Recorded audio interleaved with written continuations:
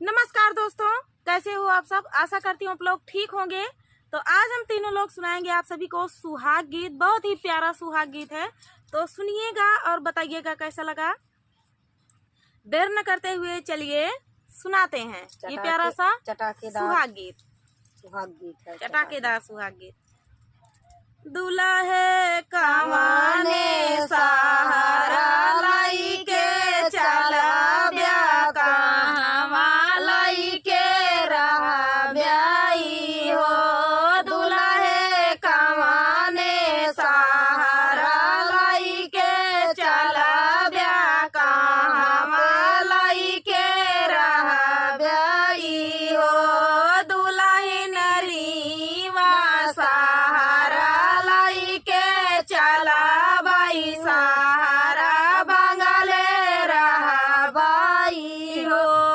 दुल्हन रीवा सहारा लाई के चला बाई सहारा बंगाले रहा बाई हो। दुल्हे माया कैसे भी जाबाई है ता कैसे बाई हो। दुल्हे माया कैसे जाबाई है ता कैसे बिसाराऊ बाई हो। दुल्हन सासू का माया कही बोलायू ता माया बिसाराई हो। दुल्हन सासू का माया कही बोलायू ता माया बिसाराई हो। दुल्हे कमाने सहारा लाई के चला ब्या कहवा लाई के रहा ब्याई हो। दुल्हे कमाने सहारा लाई के चला ब्या कहवा लाई के रहा ब्याई हो। दुल्हन रीवा सहारा लाई के चला बाई सहारा बंगाले रहा बाई हो। ओ दुल्हन रीवा सहारा लाई के चला बाई सहारा बंगाले रहा बाई हो। दुल्हे भाभी कैसे दी जाबाई है ता कैसे बिसाराऊ बाई हो। दुल्हे भाभी कैसे दी जाबाई है ता कैसे बिसाराऊ बाई हो। दुल्हन भाभी का भाभी कही बोलायू ता भाभी बिसाराई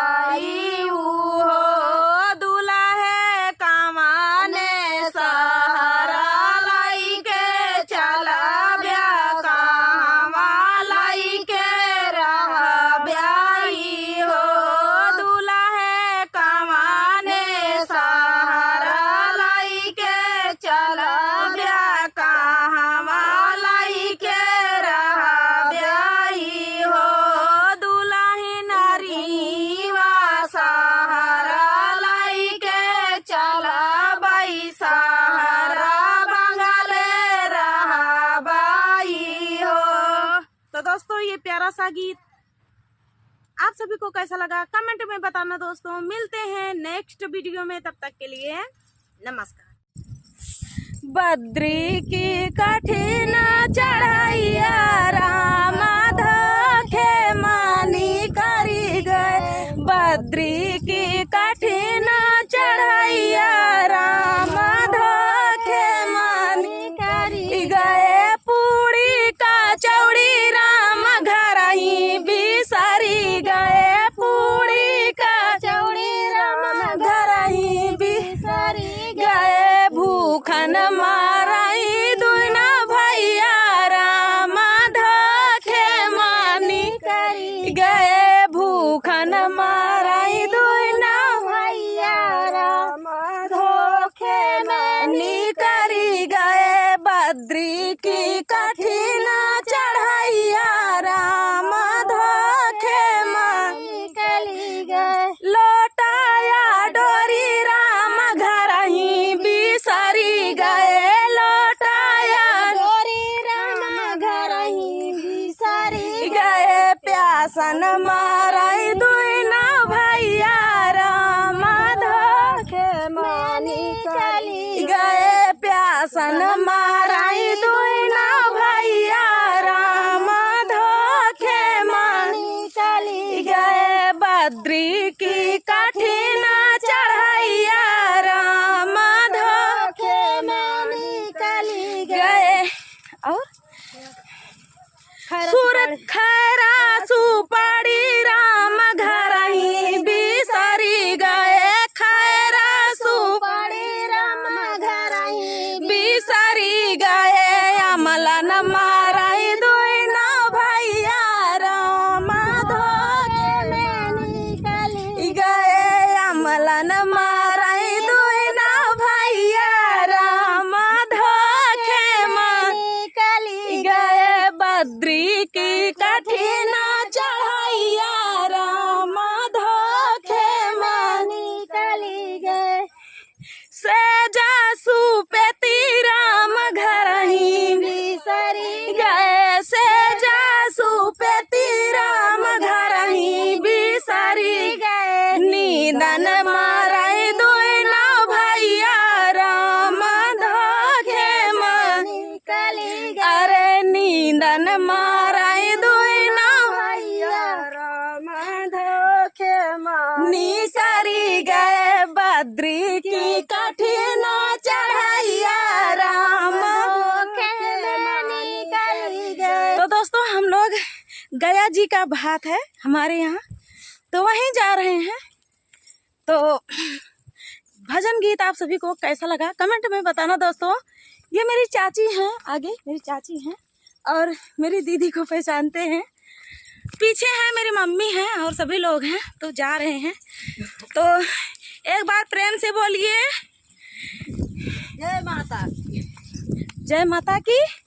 और टोना लगा दुल्हे के जादू टोना लगा दुल्हे के जादू टोना लगा दुल्हे के जादू टोना लगा दुल्हे के सोने की थाली माजे बना परोसे सोने की थाली माजे बना परोसे सोने की थाली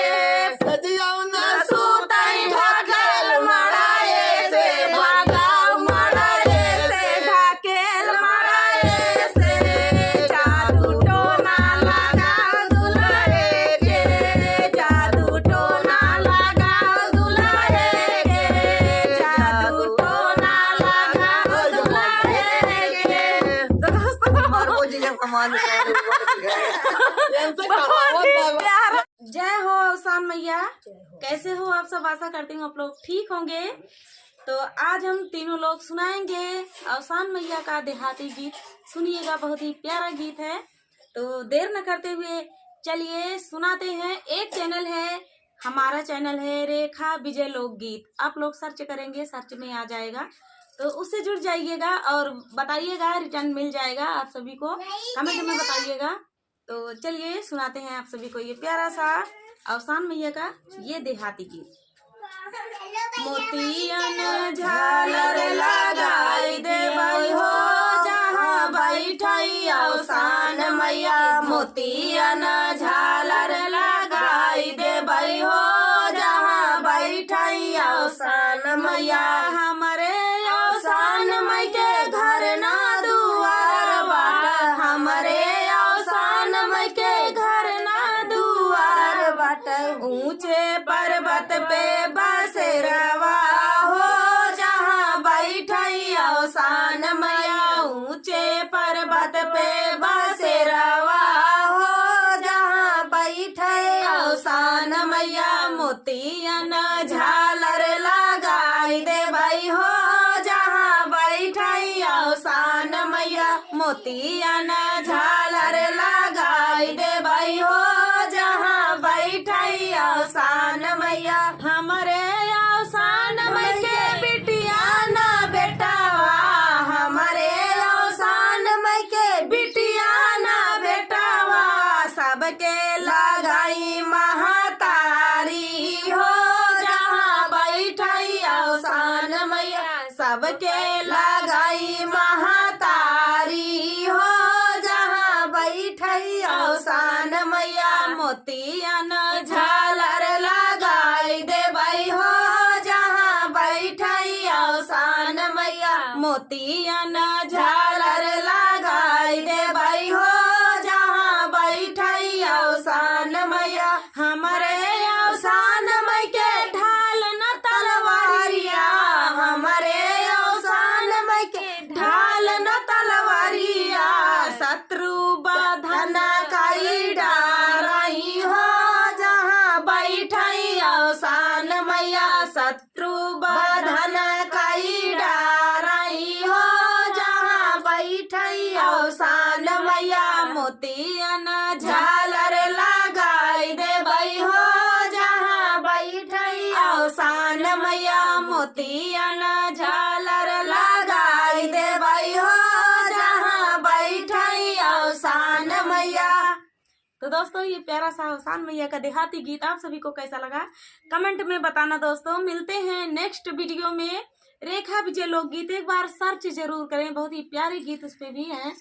तो चलिए दोस्तों, मिलते हैं नेक्स्ट वीडियो में। तब तक के लिए जय हो अवसान मैया।